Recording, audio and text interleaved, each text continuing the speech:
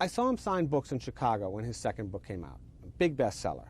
And there's lines out the door. Right. And everybody wants to say, should I buy Starbucks? That was a hot new stock. Should I sell IBM? And he'd say, I don't know. Yeah.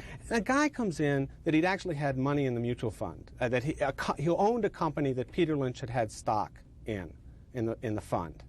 And they slap each other on the back and you know, oh, you made me a lot of money. Oh, you made me a lot of money. Oh, you know.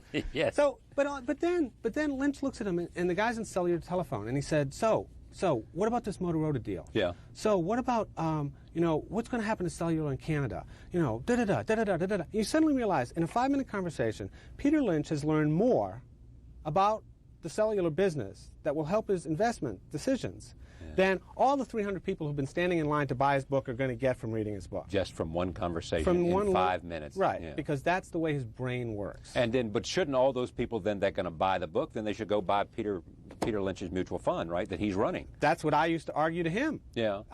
You know, he would say, you and I can be as good in the market as I am. And I'd say, Peter, that's baloney. My argument to him is, look, this is the reason people come to you. Because they're insecure about this, because they don't think they can do it, and because there's something very powerful about the idea that you, the great Peter Lynch, can do it for me. And that's the whole power of the mutual fund idea. Do most of the people you know on Wall Street, are they happy about what happened in the midterm elections? Not that it matters, but I think they're or are they more scared nervous. to death I think they're more nervous than you would expect. I mean, I think there's genuine worry about Helms and about Gingrich as you know, quote unquote bomb throwers. I think there's real worry that a major tax cut. What does Wall Street worry about more than anything else? Surprisingly, instability. Instability, but also, I mean, deficit. Yeah. Deficit is an issue. Wall Street wants to see the deficit reduced. Right. And whatever, constantly. Yeah. Therefore, if you raise taxes would reduce the deficit, they might be in favor of it. They would be against it because you're raising taxes, right. But they would also be against cutting taxes dramatically if it would cause the deficit to balloon. If it would.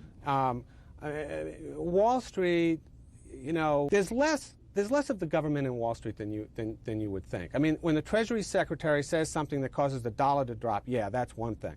But general day-to-day decisions made by the President and the Congress relating to budgets and so on doesn't affect Wall Street nearly as much as you would think it would. What do you want people who read this book to come away with? Oh, what I want, I want the light bulb to come on in their head. I want them to say,